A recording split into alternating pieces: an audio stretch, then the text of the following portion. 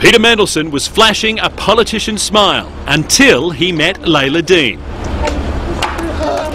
The British business secretary was Slimy. The third runway and the fact that he corrupted our government in order to bring about something that's going to destroy the climate. Her work done, Layla strolled off with a bounce in her step, leaving behind a splatter of green custard. Layla Dean belongs to the group Plain Stupid, seen here invading the roof of British Parliament last year.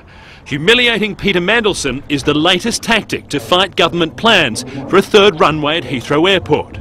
The only thing green about Peter Mandelson is the slime coursing through his veins. Mandelson cleaned himself up and tried to laugh it off.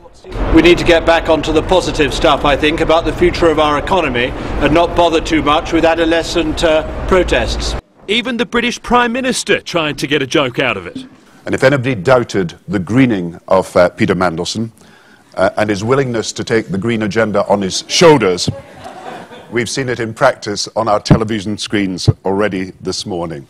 For sheer flamboyance, it's up there with last year's George Bush shoe-throwing incident in Iraq, but it's also part of a grand British tradition of publicly assaulting politicians. This is the one people still talk about. In 1991, then Deputy Prime Minister John Prescott was hit by an egg. He responded instantly, thumping the protester on the jaw.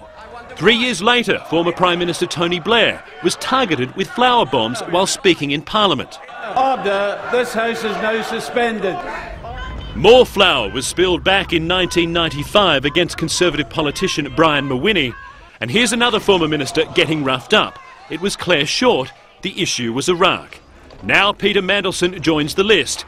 It could have easily been something other than green custard, but Mandelson says he's not worried about security. I don't, invite these sorts of incidents, but I also don't think anyone should overreact. And if there's a security issue, that's not for me, it's for the police and others.